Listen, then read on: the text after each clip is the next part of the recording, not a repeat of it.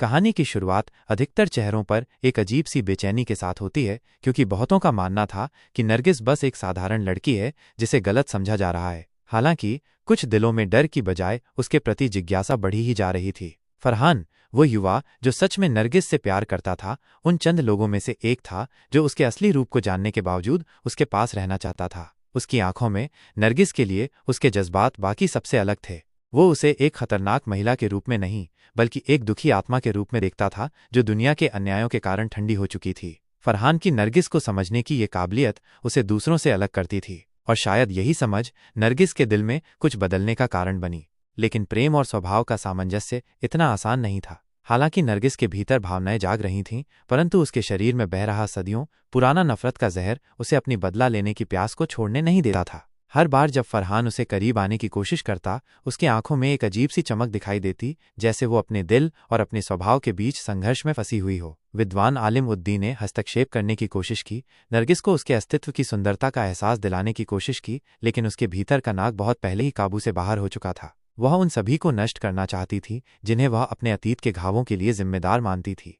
फरहान हताश होकर अपनी मोहब्बत को उसके बदलने का कारण बनाने की कोशिश करता है, लेकिन नरगिस की आंखें अब प्यार को स्वीकार करने के लिए तैयार नहीं थीं। एक ऐसा पल आया जब फरहान ने उसकी ओर बढ़कर उसे छुआ और फिर से नरगिस को झिझक ने घेर लिया। हालांकि ये झिझक ज्यादा देर नहीं रही। नाग का स्वभाव प्रेम के हर अवसर को नष्ट कर देता, और सदियों की नफरत एक पल में मिटाने के लिए नहीं थी। फिर फरहान की मौत के बाद नरगिस की आंखों से आंसू बहने लगे। ये इस बात का संकेत था कि प्यार कभी खत्म नहीं होता। शायद उसके दिल में एक ऐसा दर्द था जो उसे कभी भी जीने नहीं देता था, और यही दर्द उसे बार बार बदला लेने के लिए मजबूर करता था। नरगिस के भीतर एक तूफान था, एक प्रतिशोध की आग जो उसके शरीर में दौड़ रही थी, उसके खून को उबालने की धमकी दे रही थी। और दूसरी ओर वो प्रेम की गर्मी थी जो एक आदमी की कुर्बानी से जागी थी। नरगिस, जो कभी खुद को अपराजेय समझती थी, अब पहली बार खुद को दुर्भाग्यशाली महसूस कर रही थी। उसकी आंखों में आंसू थे, लेकिन उनमें दर्द से ज्यादा पछतावा था। वो मंदिर की दीवारों के बीच खड़ी थी, जहां पहली बार उसका दिल हार चुका था।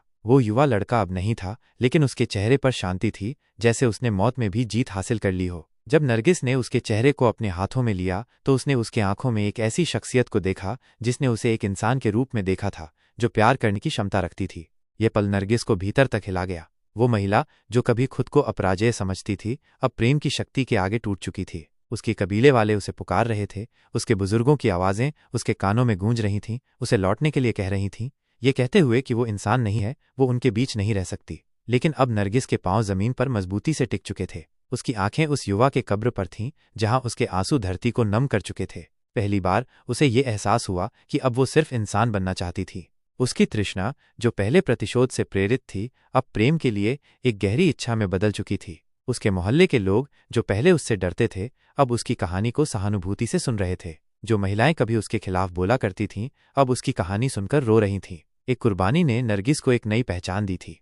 उसने एक आखिरी बार मंदिर की दीवारों को देखा, गहरी सांस ली और आकाश की ओर निहारते हुए कहा। उस रात सितारे और भी चमकते हुए लगे, जैसे आकाश भी उसकी कहानी सुन रहा हो। धीरे धीरे वो अंधेरे में विलीन हो गई, लेकिन अब उसका दिल रोशनी से भरा हुआ था। अगली सुबह जब लोग युवा लड़के की कब्र पर पहुंचे, तो उन्होंने धरती पर ताजे आंसू के निशान पाए। यह इस बात का प्रमाण था कि नरगिस अब भी जीवित थी, लेकिन अब प्रतिशोध से प्रेरित नहीं, बल्कि प्रेम की प्रतीक बन चुकी थी। उसके आंसू इस बात के गवाह थे कि अंत में प्रेम ने प्रतिशोध पर विजय प्राप्त की।